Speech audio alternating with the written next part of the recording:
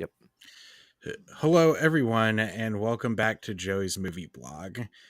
Happy Valentine's Day, and thank you for tuning in to watch two single guys talk about a zombie show. I am your host, Joey Strandberg. I am joined by my co host, Frederick Lopez. Yes. Yeah, it's The Last of Us, so to speak. The people watching this and then us single people talking about this show. It's The Last of Us, literally, on Valentine's Day. But yeah, this was an action-packed episode and it was on Friday. How did you feel about watching it on a Friday night?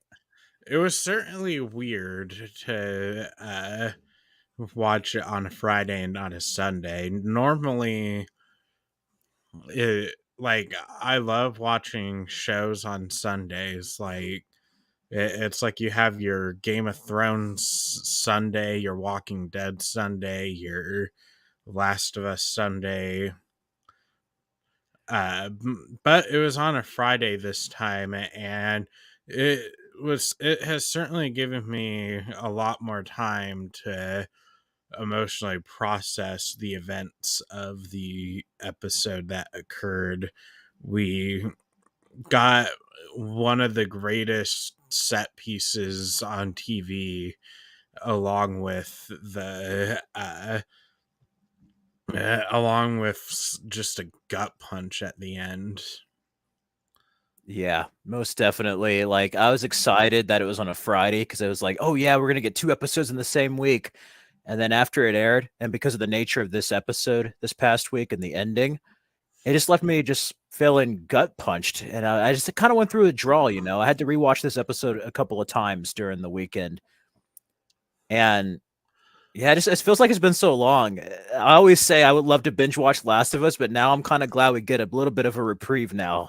Just like Yeah. take time to just kind of like digest everything, and I love that this episode not only continued with like the deviations, but the people who make this show understand the core of what makes The Last of Us a compelling, timeless story, right? So, like, I think the changes further improve it, like the previous changes in the episodes we saw earlier. And this hits that sweet spot where they make enough changes that work on their own as a TV show, but then they also pay homage identically to scenes from the video game. And that's just like the perfect mix where just oh man, and I love how they repurpose stuff because there are some like creatures or events I didn't think that would happen. With episode 3 kind of cutting that out, but we got to see some of those portions in episode Yeah. 4, and then some of those creatures and portions in episode 5 here, and that was brilliant how they did that. Yeah, maybe we should just like recap the episode and talk about our thoughts. Yeah. Going over the start. So we begin with the revolution in Kansas City, where the people overthrow Fedra. And this has been something I have wanted to see in The Last of Us for a while. Like, when I say, like, I'm not against the idea of them doing spin-offs in the universe after they adapt the games. This is the type of stuff like I'd want to see in a spin-off, and I'm just glad that we kind of got to see uh mostly how this all played out. Absolutely, like this sets up another element of this world. And we've seen infected, we've seen Fedra, but what happens with people when they come into power on their own? What happens when they start going and turning against each other? We start to see that element of this like post-apocalyptic world. And I love how they explored that, especially the beginning of this, like because like it kind of catches you off guard when Joel and Ellie are going through Kansas City, and you're like, "Where's Fedra at?" You're just like, whoa, something must have happened. I'm kind of glad that we got to see the backstory and also the backstory to some of these characters and like their motivations throughout this episode. But yeah, I agree with you. That opening was just fantastic, seeing how they organized it. Not only that, but treated individuals. It's like, yeah, it was like this under Fedra, but with us, we won't kill you, but we're going to keep you in prison. There is going to be a rule of law, so to speak. Yeah, and Melanie, we have to give it to Melanie Linsky, who plays Yes. Kathleen. She did such a great job making you sympathize with her, but then hate her in the same scene. Absolutely. Like I felt a bit of that last week with the doctor, but like this week when that guy decides to just basically like squill and talk about Henry and all the other people, she's like, I know you're gonna do that because you're a rat, you know? She was just like pointing that one individual out, and she just has like this intimidating presence about her. I can't explain it. It's like you just don't know what she's gonna do. She's a little unpredictable that way. Where she can Yeah, seem sweet and charming, like she's on your side, but like the minute you cross her or like her uh I guess goals or what she sees, then you're like dead to her basically. It's like, nope, we don't see eye to eye on this. I don't need you. And that's just kind of dangerous about her character. I love her arc. And that's a character, her and the other character, the guy Tommy from the game, I forgot his name. Uh, Perry. Harry, yeah. Yeah, they were great. I mean, we didn't really get their specific characters in the game, but I love this edition, and we got to learn so much about her character in this one, especially with her brother throughout the episode. Oh man. But I absolutely love this small arc. And we were talking about that last week. It's kind of like Andor, where they have like certain stories and locations that they kind of like show, and then it like comes to a climatic end. And I love that. Like 4 and 5 make a good little story, and like the bigger story of The Last of Us. Yeah, and then we see that Henry and Sam are hiding out for them with the help of the doctor that got killed. Yeah, that was cool. And we get to see like where they were because we saw like the aftermath of all that last week with like the food cans and everything. Like they stayed there for a while. So it's kind of cool seeing that. And then also one brilliant addition they did here is Sam is like basically deaf. They have to use ALS. And I love seeing the behind the scenes of this episode where the cast and crew learned ALS specifically with this young actor here. And he did such a fantastic job at seeing the relationship between Henry and Sam here. That's one change that I absolutely love because it shows you how dependent he is to Henry, like it shows you why he needs him in this world. And it just makes that story even more tragic throughout. I love that, and then, like, of course, like, him drawing with the crayons and the superhero, and then Henry trying to remain strong for Sam, He's just not trying to show that he's afraid, even though he's just like, "I don't know what's gonna happen. Ooh, hopefully we make it out if you're alive." It's just great seeing that backstory there. Yeah, and then we eventually realize that, like, they eventually realize that the doctor just isn't coming back at all, and uh, so they decide to leave, and uh, they witness Joel Yeah. shooting the guys in a laundromat from last week. I love that perspective there because then everything kinda clicks for you, the timing of, like, this story here. It's cool that they did it, like, all in one episode too. Like, I would have watched a whole episode as Henry and Sam, but then they, like, did it in the first half, and it's like a cool play on perspective with Henry. Earlier, I meant to say ASL, like, sign language. I think I accidentally said ALS. ASL, everyone. I know, I was just, like, thinking about this, like, I was thinking about Frank and Bill and, like, the story, but, yeah, I love the whole play on perspective here. I mean, it's kinda like a video game. Video games do that sometimes, with, like, characters or, like, when they switch a character, you see another perspective, and it's that character that you're playing at that moment. That's a cool thing that they did, and I love how it relates to like last week too, because of course the cliffhanger was like Ellie's like yelling, "Joel, Joel, wake up!" And then you see Henry and Sam there. So it's nice seeing the backstory that leads straight to that moment at the end of last week.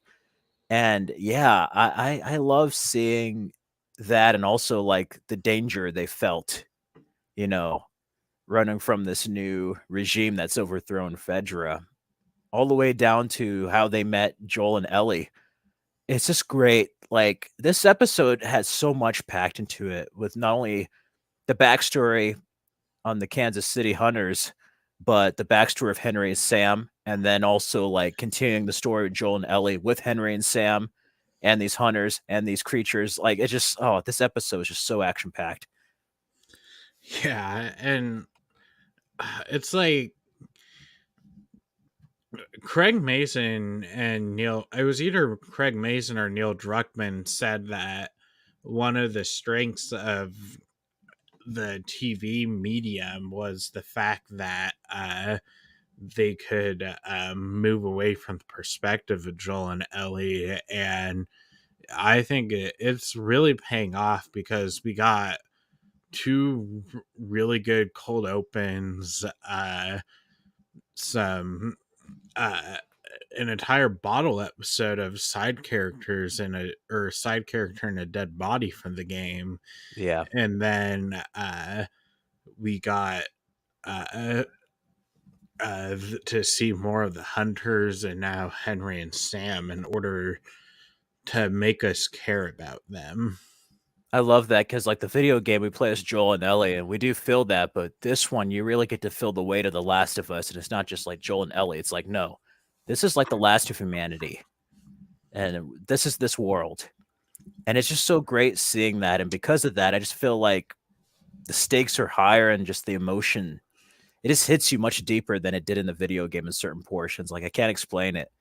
It's just wonderful. It's wonderful additions. Not only is it great on a show in its own, but I think this is going to further enhance the video game in certain moments with certain characters, with the backstory and exploration that we're getting. That when we replay the video game, we're going to be thinking about the HBO events.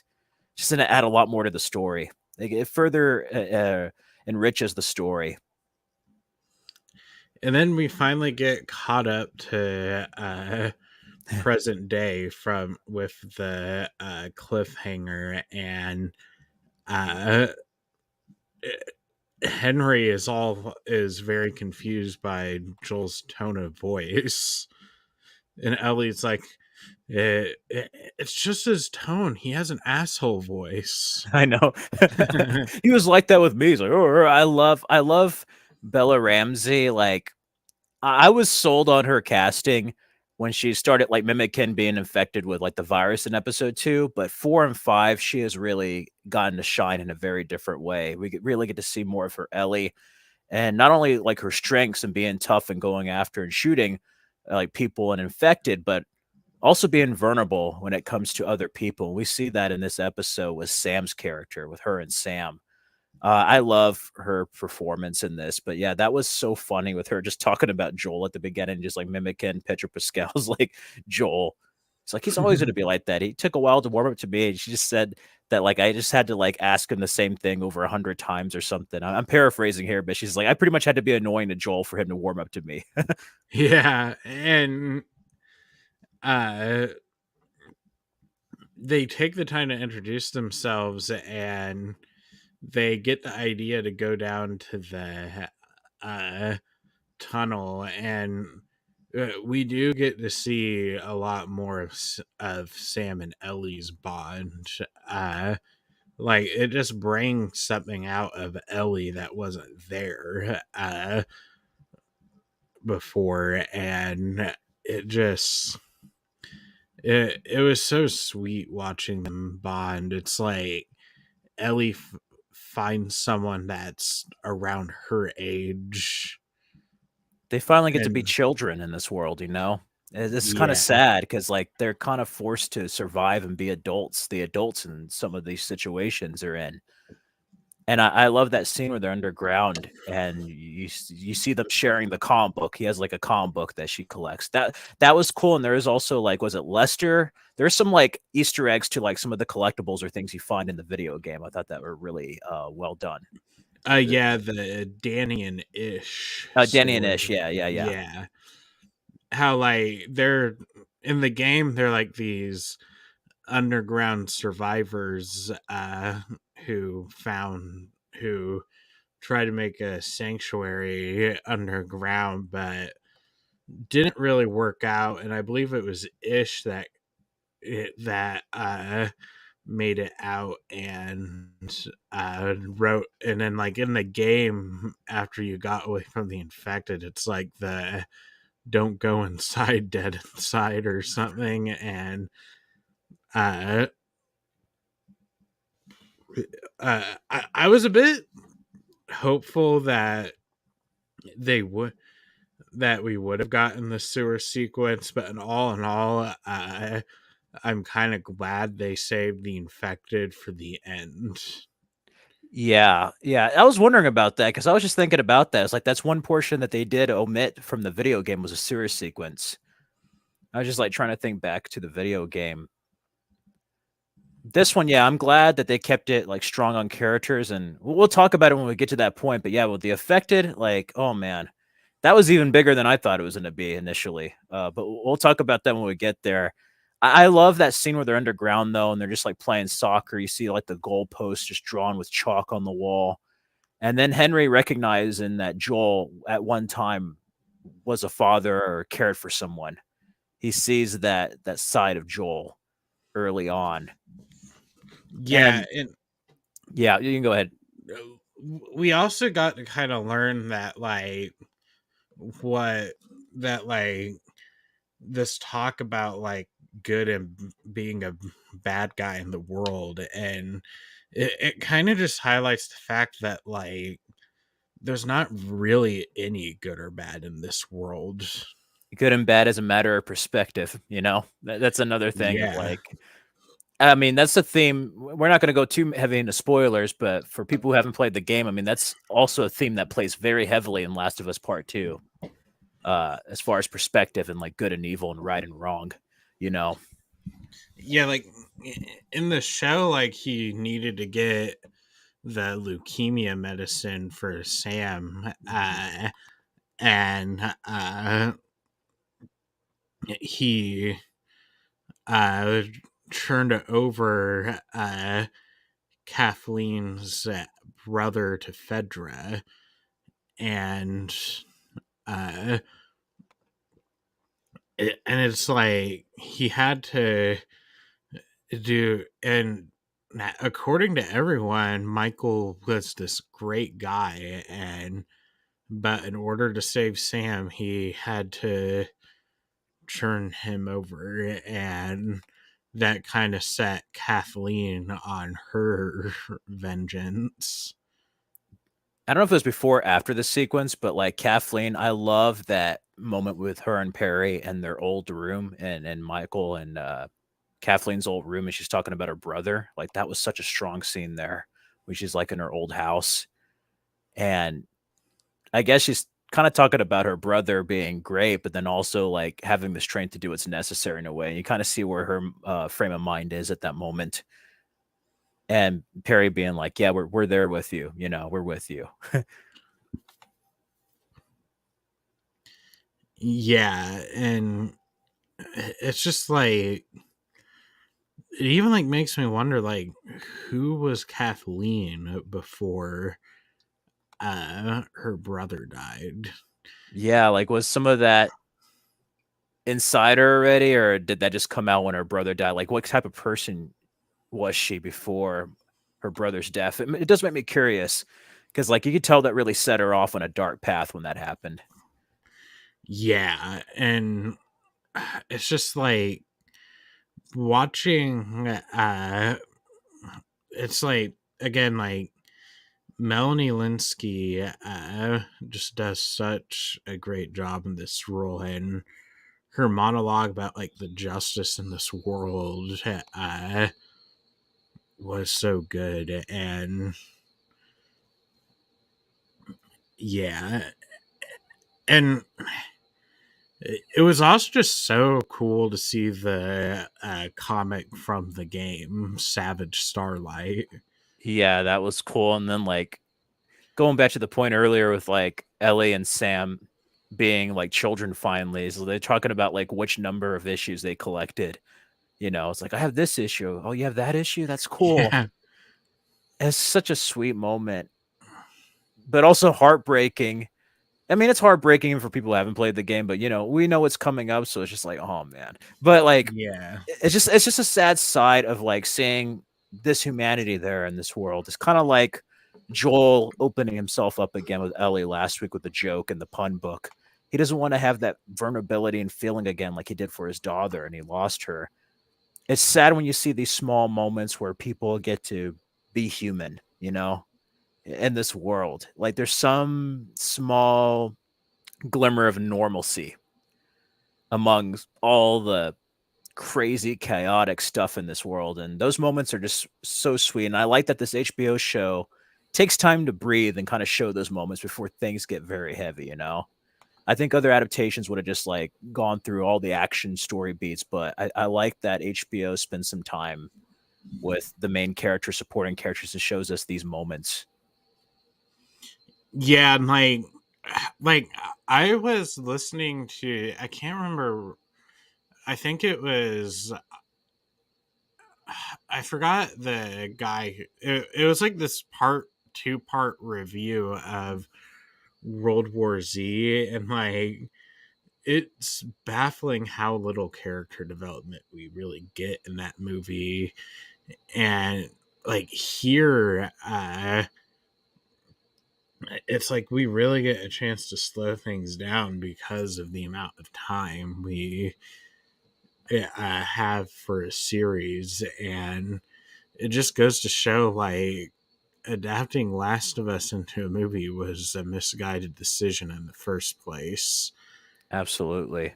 I mean, you have like the length of a video game, if not more, but also like the way it plays out episodically. It's like a novel, like when you read a book. Sometimes you get like flashbacks to certain moments that add character development to characters in the present. And I think by having it as a long form narrative, and especially in the current age, Last of Us just came out at the perfect time, I think. Not only the video game, but like the TV show where like we're in a golden age of TV. You know, we have Netflix, HBO, AMC. Like there's the shows and the storytelling are just so well done. It's almost like the way films used to be made. But now you get to have like a 10-hour movie. You know, it's not just confined to 2 to 2.5 hour movie. And yeah, I absolutely love what they have done with this show. And I'm so happy it was not a movie. I mean, we might have had another Uncharted on our hands.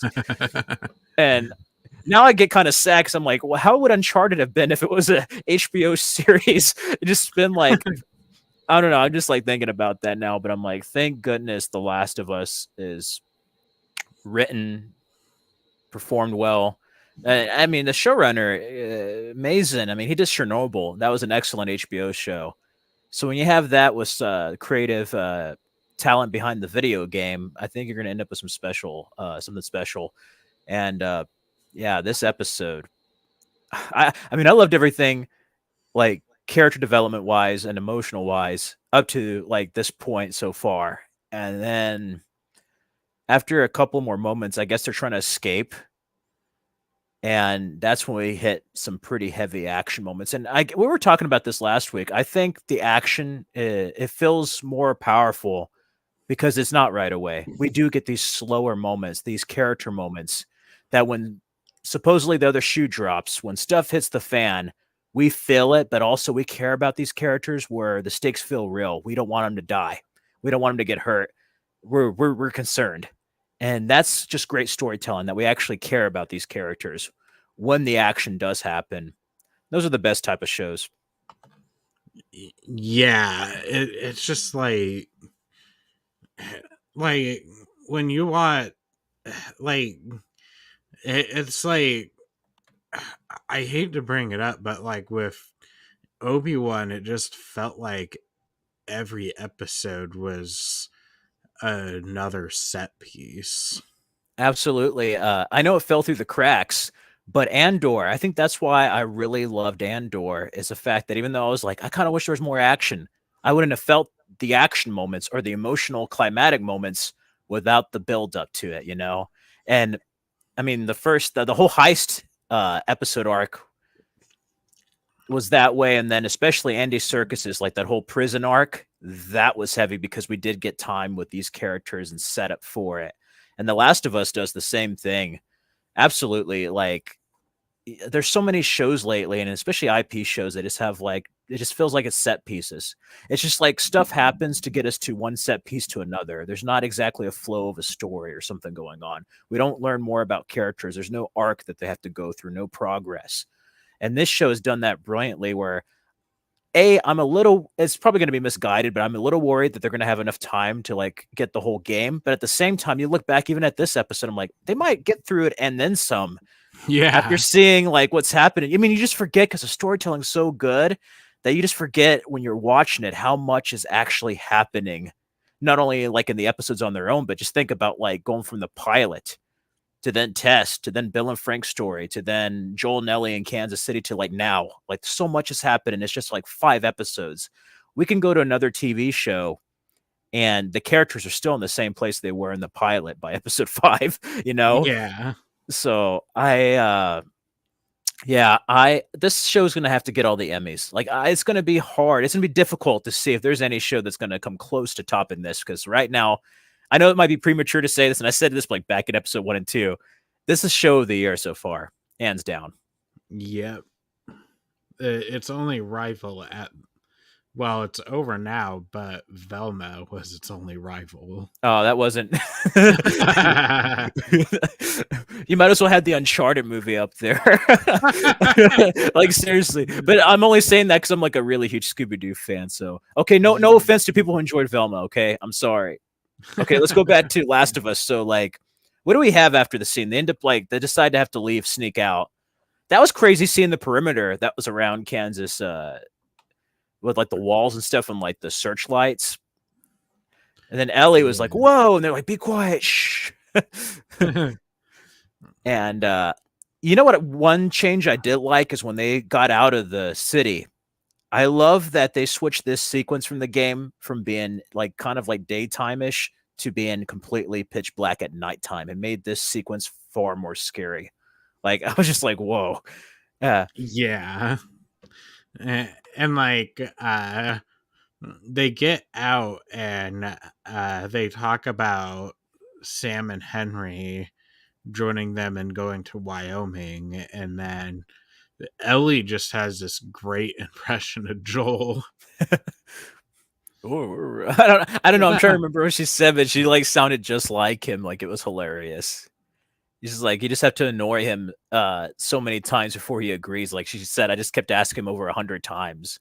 Yeah, and then we get the infamous sniper scene, which the game in the game it was it was a pain in the butt playing the game, because I mean, in the game they had other guys going at you while the sniper, so like you could kill a guy but then get one shot by the sniper. Right. I remember that in the infamous truck that we see later in this episode. Oh, Oh. yeah. And like and like Joel even said like it's like it's dark and he has shit aim. Yeah. Yeah, I was shocked to see that sequence and like Joel go up there, but that's not what I was shocked about. I was shocked that it was like this old man. Like this Yeah. old man, like senior man. And it's just like Joel's just had enough with people where he's like, please, please don't do it. Please. And the guy still tries to shoot him. But at the same time, like maybe he just wanted a quick release from this world. I don't know. But that was such a crazy sequence there. Just seeing this old man just trying to shoot Joel, and Joel's like, please don't. I'm tired of killing people. I'm tired of losing people. Don't. And you just one thing I love about the past 2 episodes, I don't know if you noticed this, is that I mean, there's like a lot of violence in the end of this episode and gore, but like with the gunshots and stuff, a lot of it is like cutaways or you don't see it on screen. And I found that interesting. You feel Uh, it a lot more.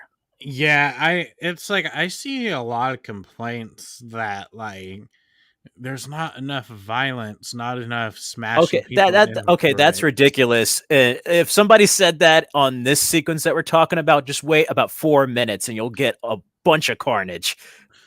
Well, like I just think like it's like it just feels like such a dense criticism for me, because this show is a drama, not about the, and like it's Last of Us is more than just another zombie show. It's not knockoff Walking Dead.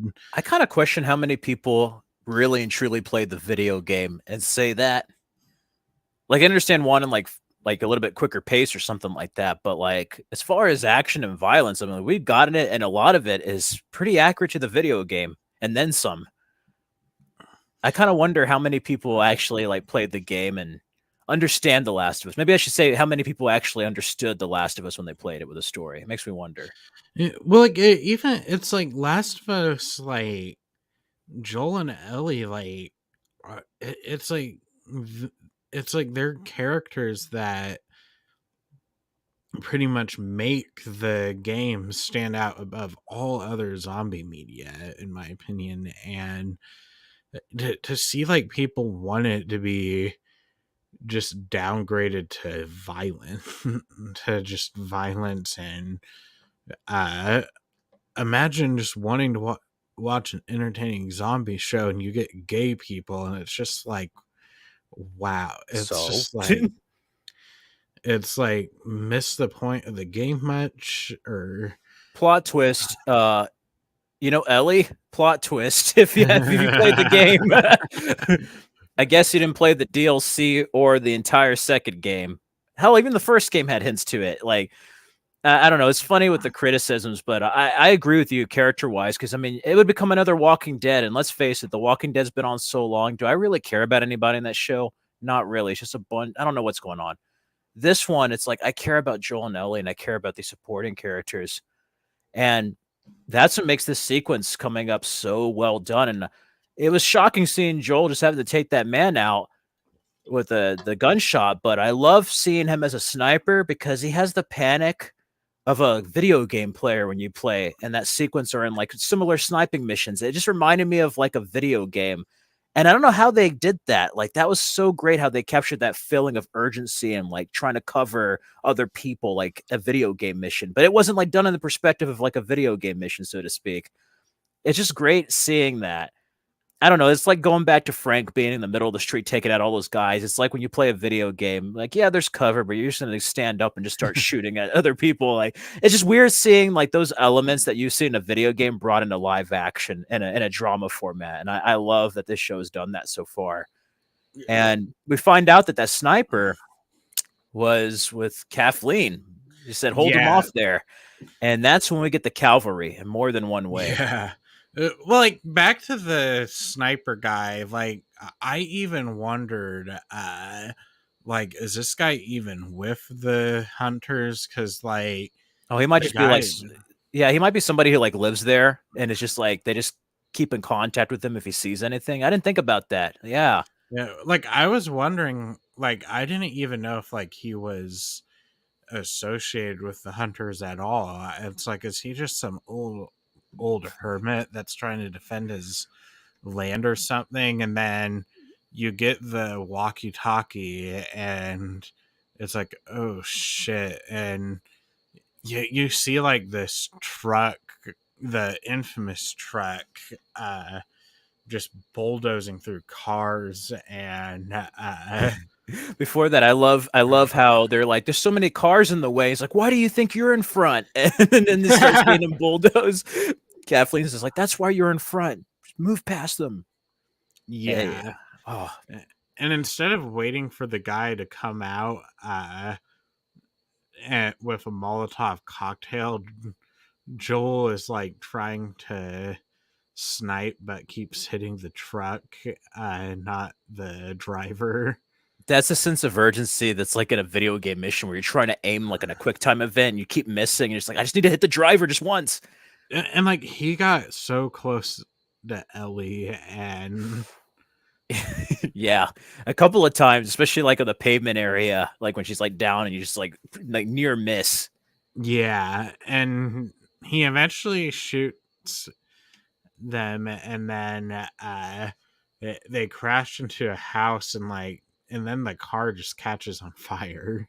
Yeah, it blows up, and then some of the debris, the explosion debris, was very close to Ellie. You just see like Bella Ramsey on the ground there, and just some of the fire just hit like right by her shoulder. I Yeah. I, I thought what's funny is I actually thought that was like okay, this would be the climatic moment, and this whole sequence here it keeps building and building and building. Where I'm like, that's the big thing, that's a big spectacle. It's like nope, one more, one more, one more, and like things just keep getting bigger. And I was just like, oh my god, this is awesome. I was like shouting at the TV screen in a good way. I was like, yeah, I was like, whoa. I was just like, it's like a football game or something, man.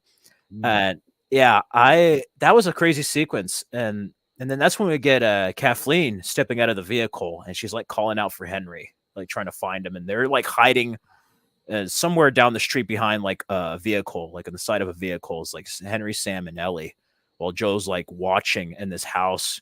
Another thing I kind of like too is it shows how the sniper rifle is like jamming up a couple of times. He had to like fix it because it kept jamming. Yeah, and we get to hear like Kathleen.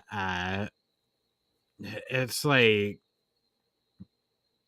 Henry wanted to only would only surrender uh if Ellie and Sam are allowed to leave, but like Kathleen is just like, no, this guy killed Brian, and then or she's associated with the man that killed Brian, and then Sam is the main reason why her brother died. And it's like the line where it's like kids were like some people were meant to die. I'm just like, okay, Joel, please shoot this bitch already. Like, She was evil. It's like it's just the way it is in this world. Sorry, they have to yeah, go. Like pretty much. I was just like, God, this woman's evil.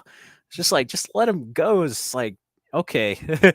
I was like ready for her to shoot, and we get to that moment, and then she gets the gun ready once Henry steps out. You know, he's just like, okay, okay, I'll step out, and she's like getting the gun loaded, and he's like, this is the way it has to be. And that's when we get that famous moment, right when she's about to shoot. We just hear that truck that just exploded, that crashed into the house, and it goes under. And this is what surprised me because they hinted at the bloater last week. So I was like, there's definitely going to be a bloater. We saw a glimpse of it in the promo for this week's episode last week. I thought that was it. There's a bunch of clickers that oh come my god, out, I Am Legend World War Z style, before yeah, the giant clicker. I mean, before the giant bloater. So like, there's clickers, like just a bunch of them, and then the giant bloater. And I was just like, oh my God. And it was so great seeing the behind the scenes that some of those were like real people that had some makeup and they had some in mocap suits. I think they said they worked with the people who worked on the Planet of the Apes movies, the Matt Reeves yeah. ones. That was just incredible seeing that. Oh my God. This episode was so much insanity on this particular sequence. So, like, when I hear the criticisms of like this is not violent enough for action packed, I'm like, what did you see? We got it in this episode. I mean, we got it in the previous episodes, but this was like, holy shit! And just seeing just a giant free for all of a sudden, the Kansas City Hunters are just trying to survive with all these clickers jumping everywhere. I mean, if the Boston Museum wasn't scary enough, this was just like, whoa. This took it to a new level. Joel sniping, Ellie, Henry, and Sam just fighting for survival in many ways. Oh man, what did you think about the bloater when you first saw him and the clickers? What did you think about that sequence? I just, I was just like, I was only expecting like the bloater and a few infected, but then like all of a sudden an entire like swarm of infected came out, and it just got so crazy. And then we see the uh we see them go into slow motion, and then the bloater comes out. And I, I just gotta say, like, I've been so impressed with the monster makeup, but the way they handle the bloater is just phenomenal. It is like I think I said this before the performances, but for set design and makeup and stuff and effects, they're definitely gonna have to get some accolades for this for the award season because like it's just incredible. And not only that, it's pretty faithful to the video game too in many ways. Like it's just crazy seeing it and the weight of it. You just knew heavy stuff was gonna happen. Like if the clickers weren't bad enough when that bloater arrived, they're like, oh crap. And I love seeing Perry and Kathleen. He's like, Kathleen, run, run. And dude, Perry gets it the worst. Yeah, he gets the infamous like he just gets like grabbed and Head ripped apart or something. It's just like, yeah. I was just like, oh my God. And I love how they did that sequence because they showed it and they did it with like when he split up, then they showed like Kathleen just like running in the same frame, like away from like all the danger at that moment. Yeah, and like we also get to see like the bloater like just like pushing guys out of the way. I love that, and also, like, what was it? They were, like, shooting at him, and those bullets were not doing anything to him. Like, that No. just, like, bouncing off. It's like, "Oh, whoa. Whoa, whoa, whoa, whoa, whoa."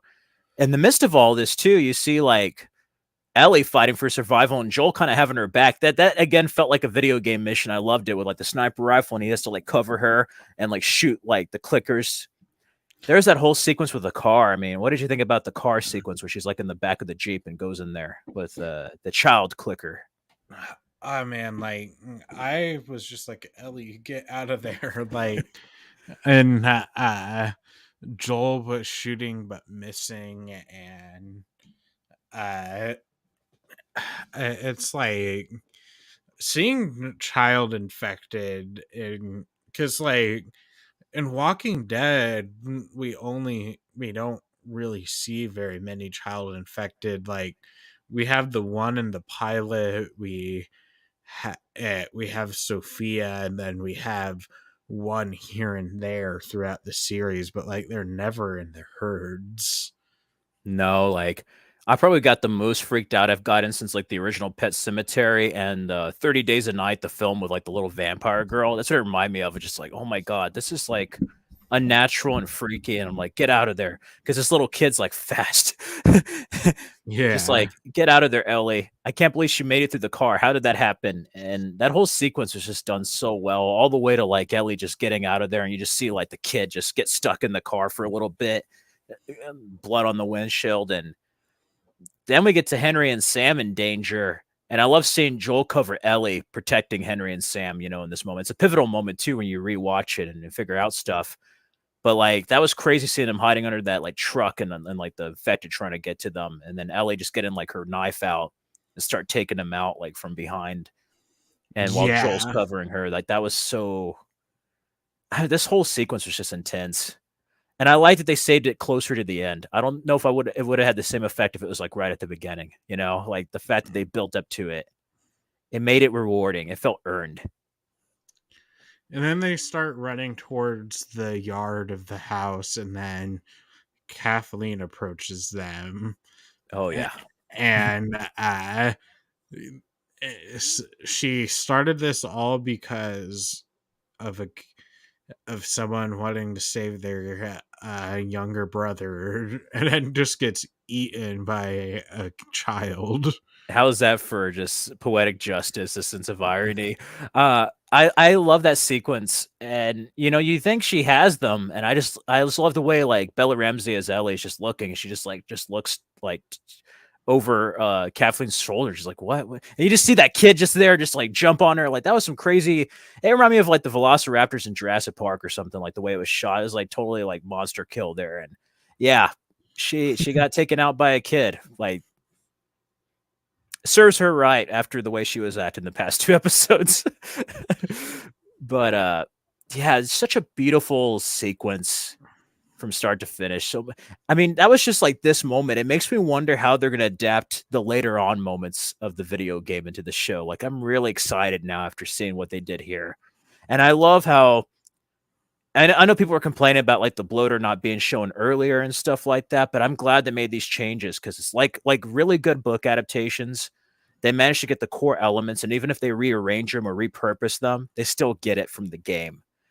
And you do that in addition to this last portion where they do end up fleeing the city. They find, like, a motel to stay at, and that's when you get, like, almost scene by scene creation with some added moments from the video game. And, I don't know, man. In this world, like any apocalyptic show or story, I don't like it when it's too quiet. It's like I don't feel good. Usually in video games or something like Yeah. this, like when stuff is too peaceful or quiet, something's about to happen. But we did need that break for what's to come next. Yeah. And then uh pretty much the scene just goes like they're welcome to go to Wyoming with them, and then eh, Sam and Ellie are reading Savage Starlight, and it's just so cute to see the two. And then I forgot. uh Oh, you can go. I forgot though. At the beginning, he also had a because he uses this to communicate too. He had one of those former like sketch pads they used to have where you Yeah. like write with like the magnet pen and then like undo it. And I love that communication that he had with Ellie throughout the episode, and specifically that hotel moment there. After they read the comics. Yeah, and then we get the conversation from the video game where Sam asks Ellie what she's afraid of, and then uh and he even asks like, are there people still inside the monsters? And definitely a change, but he actually reveals the bite to her, and then uh and then Ellie is just like so distraught in the moment where she cuts herself and then uh smears her blood in his wound, like it's medicine. And uh it's just like you could tell how Ellie is like so desperate for this thing to work.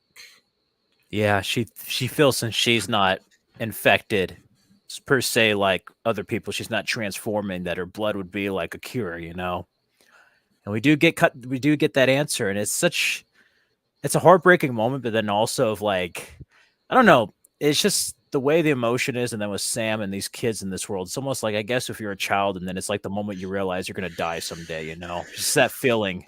And if you do like become this monster, are you still human? In fact, it's just scary for this little kid to be thinking about that. And of course, you go back and rewatch, and you can see that clicker the infected grab Sam's leg when they first show the thing. I don't know if they show him bite him, but you definitely see him like trying to like grab him by there when you rewatch the footage where they're under the vehicle. And it's just kind of sad that that happened, but also he only told Ellie, because the father, I mean not the father, the brother Henry. He's just like, yeah, you need to go to bed soon. It's been a long day, blah blah blah blah. And he's talking to Joel. It's like he didn't tell Henry that right away. He only told Ellie, and she thinks it's gonna work. She doesn't want to lose anybody. And that whole conversation with them writing on that pad and then reading the comic was just, it was sweet, but it was sad too when you know what's gonna happen. Oh, what were your thoughts on seeing like this portion of the game recreated? They just somehow made it more tragic. And I also think with making Sam 8 years old instead of around Ellie's age, it just made it even more tragic. Yes. It was just hard to watch per se. And you know, I mean, hell, even as a gamer, I was like, maybe she will fix him. Maybe he's gonna be cured by the morning. And we And get, then and he's like, can you stay up with me? Can you stay up with me? And she says yes. And then we cut to her like, I guess she was like sitting on a chair and she's like asleep, but then wakes up. And it's that brilliant. It's like a zombie movie, but it's brilliant when you think Sam is okay. Hey Sam, how was your morning? You got up? And she goes and gets his shoulder, and then that's when he turns all infected. When we get that moment from the video game, and that was just hard to see with this younger Sam. Like I was not.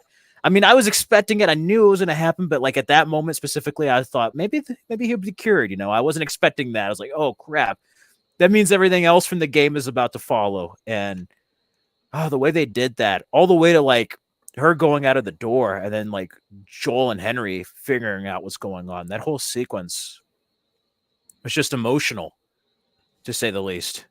yeah, and then like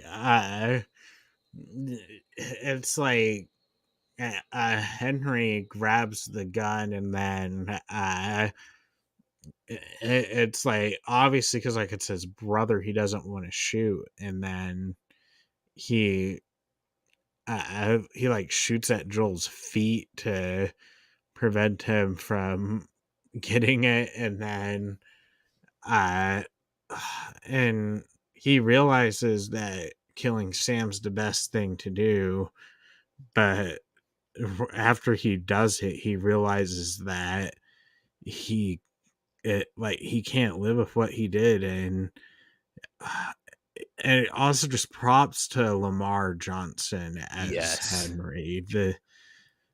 Like he just captured like Henry's denial and then he shoots himself and like just like the game it just leaves you with this sense of emptiness. Yeah, and this one, it was almost like fight or flight where he wasn't aware what he did, and I like how in this one he says, "What did I do?" You know, he wasn't, like, entirely blaming Joel, he was like, "What did I do?" And then when he comes to that realization, instead of Ellie being like, "Oh my god," she makes that sound like, oh, like, "I can't believe that just happened." Like, we just witnessed that. Like, it was just a hard scene. It's different. I mean, we've seen it, and it was done exactly to a T in the video game, but there's just something about seeing this sequence in live action that just hit much harder than it did in the video game for me. And maybe it was the editing too, because we actually get to see the gunshot. Like, I think in the video game, I may be wrong here. Didn't it like fade to black like right away? And then It, yeah, like in the remaster, they actually like show the actual like oh, they do in the blood remaster. splat. Yeah, like they show like the blood splatter and then Oh, Joel's reaction, and then it cuts to black. But like here, it's like they cut away to just Ellie's reaction, which I think is the smart thing to do, and then uh it cuts to them bearing them out, and then Ugh. Ellie writes on the magnetic pen, I'm "I'm sorry," that hit and hard. and then and then she's just like determined to get to Wyoming at this point, and this entire it's like it made me so sad watching it, and the way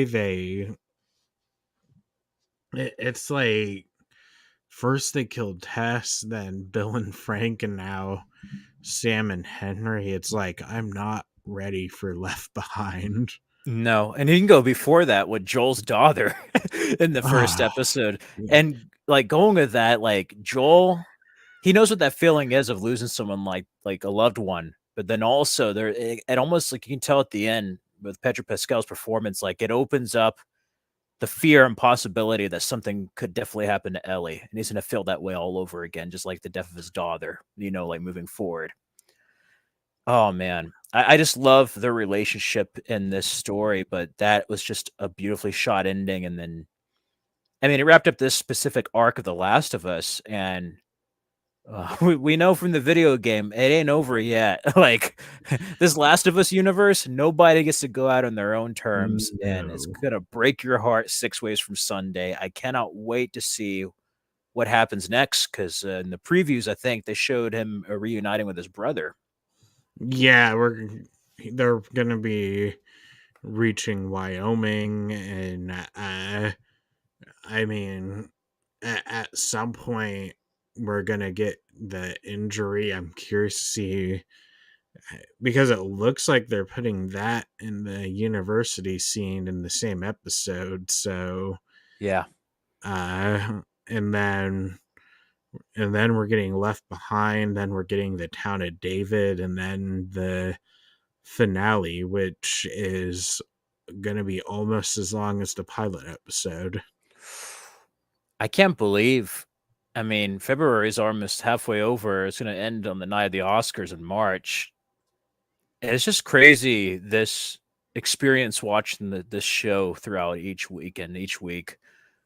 Um, I think it's gonna be one fantastic binge, you know, going off topic here, my brother-in-law started watching, he's never played the game, and he was mad because he thought it was only, like, 5 or 6 episodes. He was mad because it was so good that he wanted to binge it completely. I'm like, "No, buddy, you're caught up. You're gonna have to be like the rest of us and watch it weekly until the end," you know?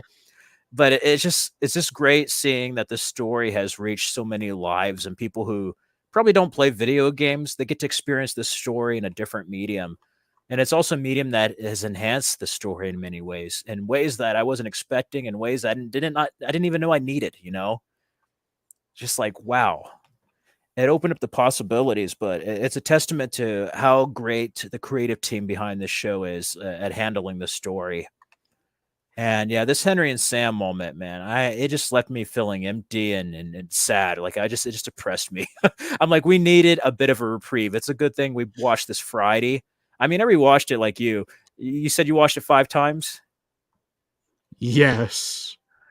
So like you got a bit of like you got a bit of time. I mean, if we tried to react to this Friday night, I would have been like in tears and just like I don't know what to say. That was action packed, but then at the same time, be like, I feel so down after that ending.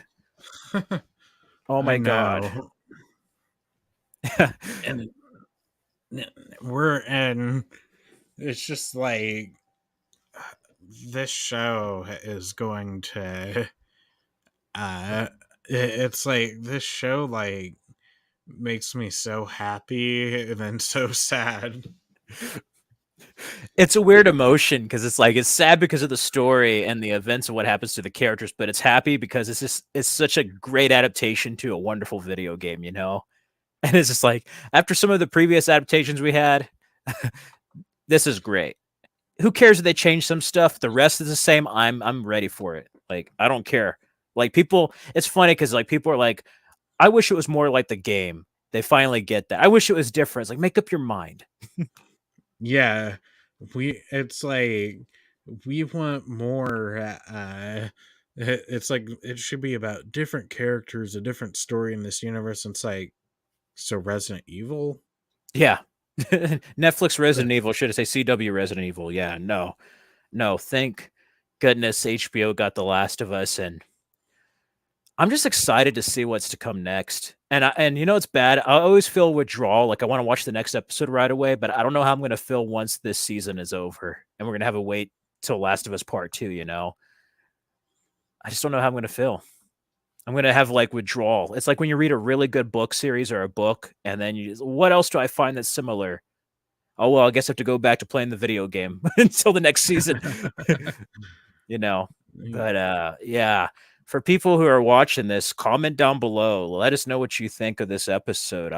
This is another excellent episode. I mean, I've liked all the episodes really, some more than others, but like this has been a knockout season so far. Like this is superb. Like there's not many shows that have this many great episodes, and they're all very different from one another too. That's one thing I like. Like each episode is has a different flavor to it. Yeah, it's just like it's like I don't know, like being so burnt out on a lot of how Hollywood has treated a lot of my favorite IPs. Being able to be excited about uh, the fact that they actually got one of my favorite IPs right has just been so refreshing. Because, like, uh, it's like if this was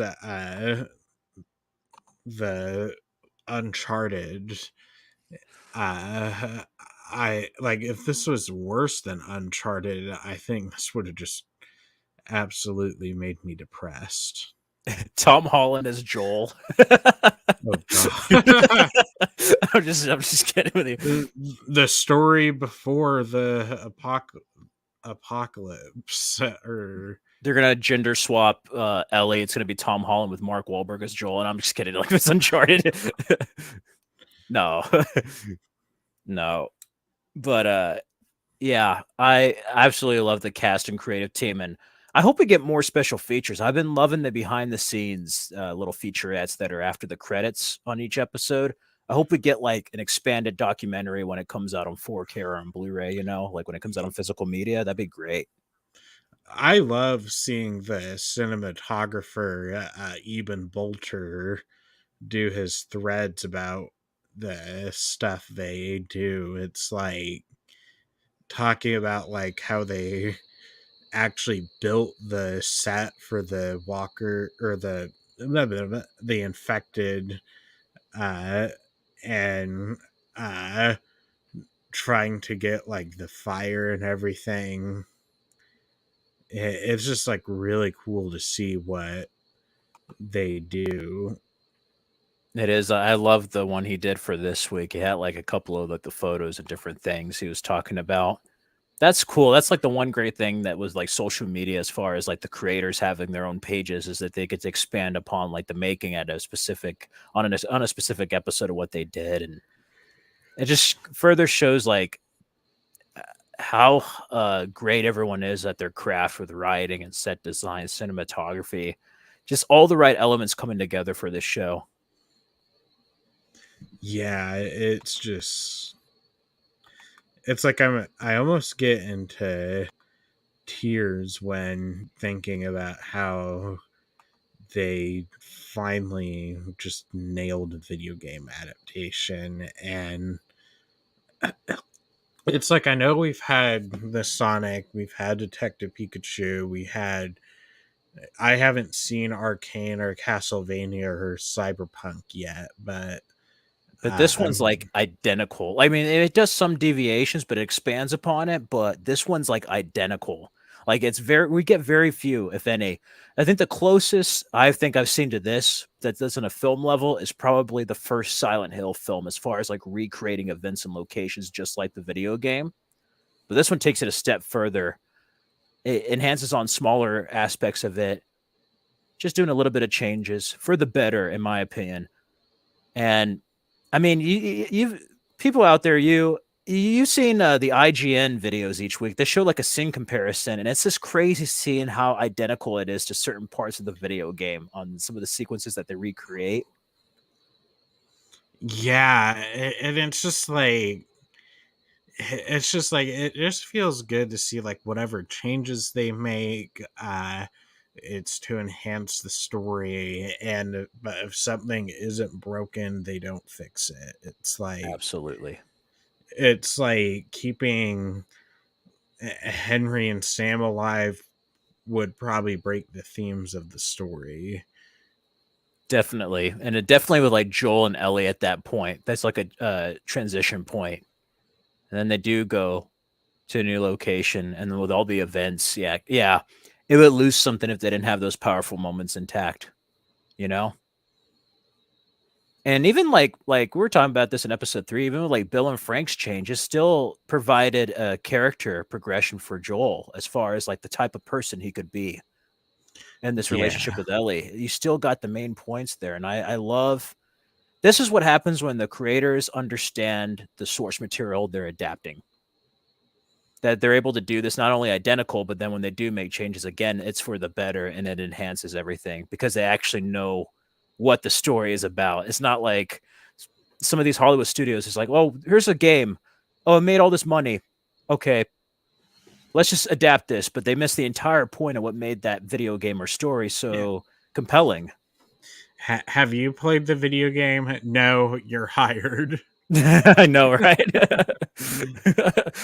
I've played the PS3 version. I was going to get the PS4, but I think I'm going to wait till I get a PS5 and just play the remastered version. That's what I'm going to do. Yeah. I'm just going to wait till there's like the PS5 goes down, or if I'll get it like in a bundle and just get like Last of Us Part One and Last of Us Two. I need to play Last of Us Two. I haven't played it yet, actually, Oh but yeah. I was going to, but I kind of wish I got it last year. You know what? One thing I have noticed how great this show is, and I want to see what the ratings were early on Friday. I haven't seen them yet. I estimate at the very least 10 million by the finale, if not more.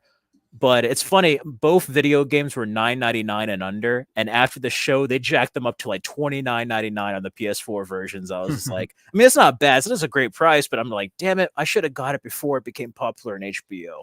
I could have got it for under $10, but now it's like, wait, people are really into this? We'll play the game and pay a higher price. Yeah.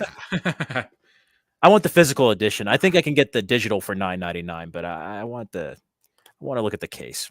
I want to put it next to Uncharted for Naughty Dog, little Naughty Dog collection. But yeah, yeah, it was an action-packed episode, and I can't wait to see what happens this week. Something tells me we're about to have another heavy episode. I mean, I think every episode's going to be heavy from this point on. To be honest, I mean, that's The Last of Us. Yeah. And I believe that this is where we're going to end it. So, where can they find you? Y'all can find me on YouTube at Frederick Lopez and on Instagram at Fred Film Fanatic. Yeah, I'm your host, Joey Strandberg. Thank you guys so much, as always, for watching, and I'll see you guys next time.